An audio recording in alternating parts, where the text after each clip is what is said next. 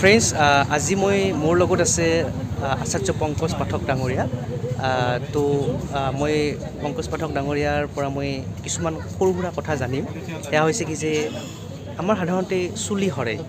তো চুলিটো সৰাৰ কাৰণে এটা সৰু কি এনেকুৱা টিপছ আছে যি টিপছেৰে আমি গ'লে চুলি সৰাটো আমি বন্ধ কৰিব পাৰোঁ চুলি সৰা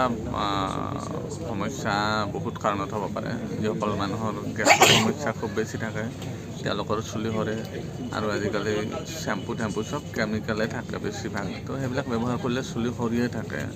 আগতে চুলি সৰা ঠিক কৰাৰ আগতে পেট চাফা হ'ব লাগিব শৌচ থৌচ ক্লিয়াৰ হৈ থাকিব লাগিব তেতিয়া চুলি নসৰে মানুহৰ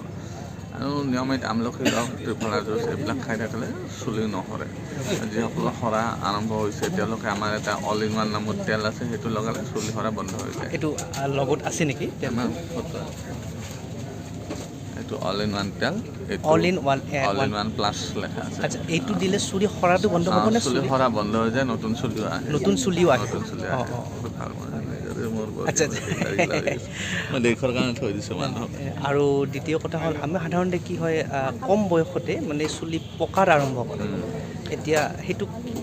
আমলখি ৰস খালে ঠিক হৈ যায় আজিকালি মানুহে ফাষ্ট ফুড যিবিলাকে খায় মেগী নুডলছ এইবিলাক খালে কম বয়সতে চুলি পকা আৰম্ভ হয়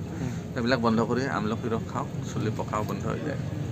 আৰু এটা কথা সুধিব বিচাৰিছোঁ যে সাধাৰণতে আমি কি হয় ৰাতিপুৱা কিছুমান মানুহে যেতিয়া উঠে তেতিয়া মানে কি মানে পেটৰ গণ্ডগোল যিটো মানে ৰাতিপুৱা পানীটো খোৱাৰ লগে লগে এটা যেন অলপ খালেই মানে পেটটো ফুলি গ'ল তেনেকুৱা এটা ফিল হয় এইটো মানে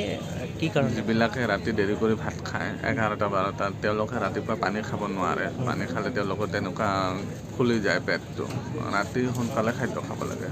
7টা 8টা বজাত ভাত খাওঁ তেতিয়া ৰাতিপুৱা পানী খালে পেট নুফুলে ৰাতি দেৰি কৰি ভাত খালে ৰাতিৰ খাদ্যটো হজমে নহয় তো পেট ফুলিয়ে থাকিব